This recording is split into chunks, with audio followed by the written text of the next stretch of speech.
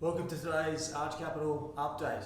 So today I wanted to talk about the impact of the US election on markets. I'm going to run you through a little interactive chart down here.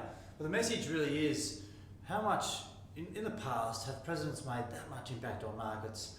Currently, obviously Trump has been an interesting couple of years for the world, but the market generally has been quite strong until coronavirus hit, and even then rebounded. And now we all know there's many more factors going on other than just who the president is.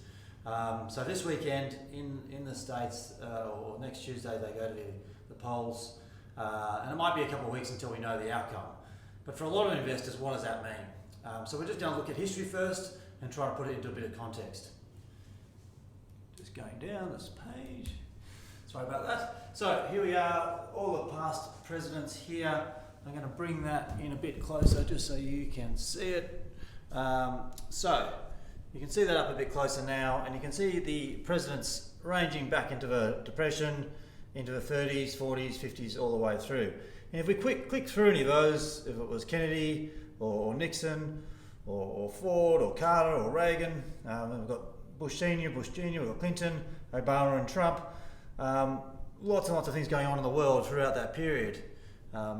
But really what we're talking about here is, as you can see, the chart of the market, and this is a bit moving around today, but we've got it there. The market's generally been pretty positive. We've had our dips, we've had our bad years, we've had plenty of good years. So whatever happens in the US, markets will do their thing. That's the main story. Yes, there's a big impact on economic policy, and when you've got Democrats and Republicans, very different views on taxes and things like that. Now that could have some impact. But generally speaking, it's not going to change market trends that much. So let's see what happens. It shouldn't be something you're worrying too much about. We've seen a little bit more volatility in the market, but we remain diversified, remain very, very structured around our asset allocations, and of course, always here to run through any questions. It's really interesting. I find their process fascinating from a political point of view and an economic point of view, but from your day-to-day markets and your income or your growth, don't worry about the outcome of the election too much. Hope that helps, and of course always call or reach out if you've got any questions.